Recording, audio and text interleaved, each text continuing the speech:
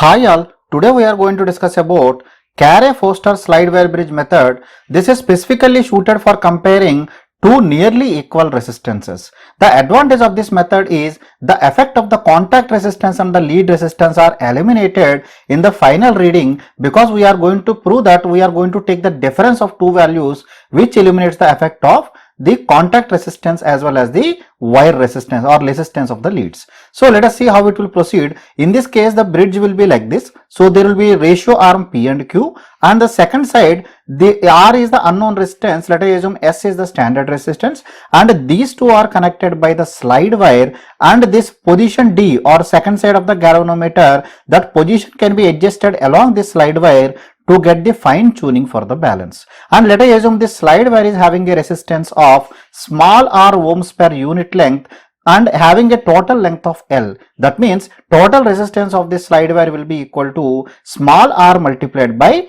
total length is L. That much resistance will be there, and this position D can be adjusted to get the balance. So how the balance will be obtained? So first we will vary, the steps are mentioned here. First we will vary the positions of P and Q in such a way that the nearly balanced position is obtained. That means we will vary the value of P and Q and check that the galvanometer reaches the minimum possible position, and after, if you are adjusting beyond that, again galvanometer position will get disturbed. So that means we will get that nearly the ratio of P by Q will be equal to nearly R by S. So once that is obtained, then the fine tuning is obtained, or the exact balance is obtained by varying the position on this sliding wire. That means D is adjusted, it will start moving from left hand towards the right hand side, and let us assume when it reaches the position L1, the balance is obtained. That means when we are moved at a location of L1 from the left side, the balance is obtained. So under balanced condition, we can write the equation for this one. We can write the equation will be the P multiplied by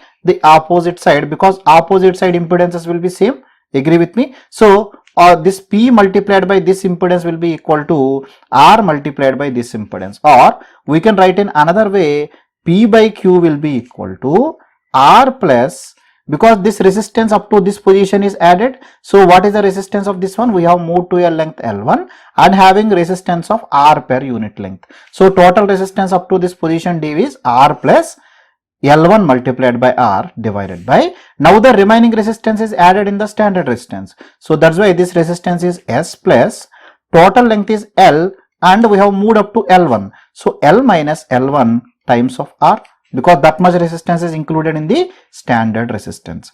That much resistance is included in the standard resistance. So let us take it as equation number 1. I am taking this as equation number 1. So after this, what we will do, we will interchange the position of this R and S. That means R is shifted here, S is shifted here. Now again balance will be disturbed when they are shifted. So again this slide wire is again moved from left hand side towards the right hand side, and again it is moved until the balance is obtained. So let us assume now the balance is obtained at the position of L2. That means balance is obtained when you reach the position L2. So we can tell that under this balance condition, again we can write the ratio of P by Q will be equal to, so now instead of R it is S now. So this will be S plus L, because we have moved to L2. So this is L2 multiplied by R divided by, and the second side in place of S, it is R now here. So this will be R plus total length L minus L2 times of R. So this will be R plus L minus L2 times of R. So this I am taking as equation number 2. So we can tell that equation number 1 is equal to equation number 2. So equating equation number 1 is equal to equation number 2, because in both the cases ratio is P by Q is same. So I am just writing these equations. So this will be equal to R plus L1 multiplied by R divided by S plus L minus L1 times of R.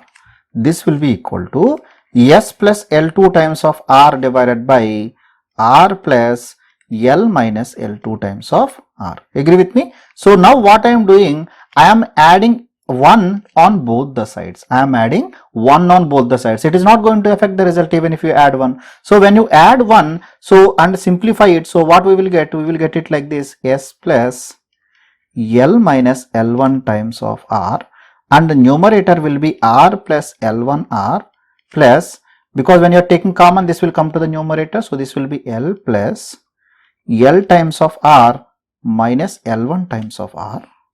This will be equal to S plus L2 times of R plus capital R plus L times of R minus L2 times of R divided by R plus L minus L2 times of R. So here you can see L2R and L2R, this is cancelled.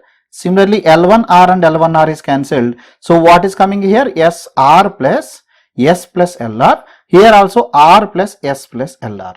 Numerators are same. So obviously denominators also should be same. So that's why from this we can tell that S plus L minus L1 times of R is equal to R plus L minus L2 times of R. This is what we got. So from this we can tell that S minus R will be equal to L1 minus L2 times of R. Because L times of R and L times of R will cancel on both the sides. That's why we will get it as S minus R is equal to L1 minus L2 times of R. Or we can tell that R will be equal to S minus L1 minus L2 times of R. So we got the value of the unknown resistance or the difference between the standard and the unknown resistance in terms of difference in the length, two lengths multiplied by resistance per unit length. So again, the resistance per unit length may change with respect to the time because resistance of any element will change with respect to time. So calibration of this value of R is required. So if you want to eliminate this or do the calculation of what is the value of R and substitute so that we can directly get the value of S, that R in terms of the lengths and the standard resistance. So we will follow the another procedure. So what we will do to eliminate the value of R from equation number 3, that is calibration of R. So wherever the S is there, the standard resistor is there, that standard resistor is shunted by a known resistance such that the resultant resistance is equal to S dash, and then determine the difference in length with the same procedure described above. So what is the meaning of this? So here whatever the S is there, now S will be replaced by a shunting resistance. That means S is shunted by another resistance such that the resultant of these two parallel combination will be, I am taking as S dash. So obtain the balance. Again L1 balance is obtained. Let us take it as L1 dash. So now this combination is shifted this side, R is shifted this side. Again adjust the slide wire to get the balance. Let us assume balance is obtained at a location L2 dash. That means the balance is obtained at a location of L1 dash and L2 dash. So only S is replaced. So we can tell that the value S dash minus R is equal to L1 dash minus L2 dash times of R.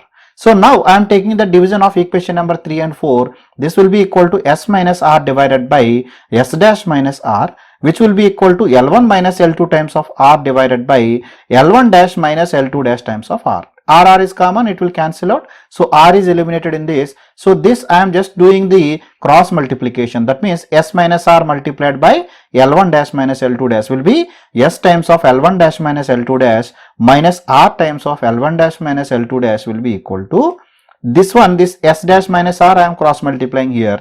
This is S dash times of L1 minus L2 minus R times of L1 minus L2.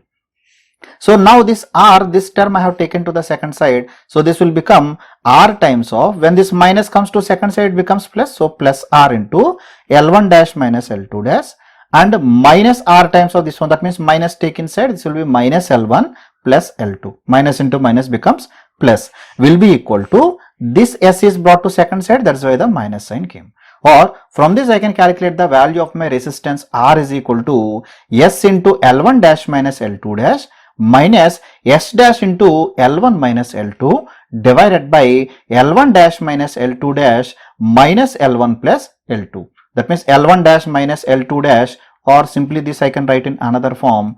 So this I can write it as difference of these two lengths. So therefore the value of the R is obtained in terms of the standard resistance and difference in length.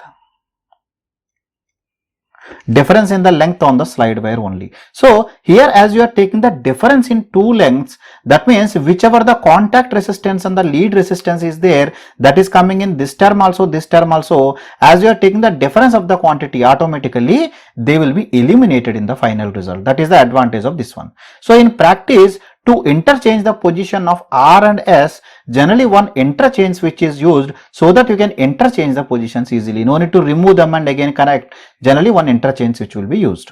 And next one, to eliminate the effect of the thermoelectric EMF. Because due to the thermoelectric EMF, there will be error introduced in the measurement. So interchange switch is used to interchange the value of E. So to understand this, let us go back here. So this E, what we do, first this position is connected to any one position. That means let us assume this is connected here and this is connected here. That means this switch is connected here, this switch is connected here. So now the balance is obtained, we obtain the value of R.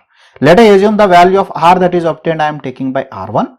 So now what we will do, we will interchange the positions of the battery, again calculate the value, do the calibration and calculate the value of R. Let us assume the value of R obtained is equal to R2. So now actual value of R will be the value of R obtained in the first case plus R obtained in the second case divided by 2. We are taking the average of the two cases, because as we are reversing the EMF and taking, if there are any thermoelectric EMF, so one case it will be positive, another case negative, so that will be compensated. So that's why that switch is used there to interchange the positions. I hope the Carey-Foster slide wire bridge method is completely clear to you. If you still have any queries, you can leave your comments in the comment section below. I will answer to your queries from there. Thank you very much.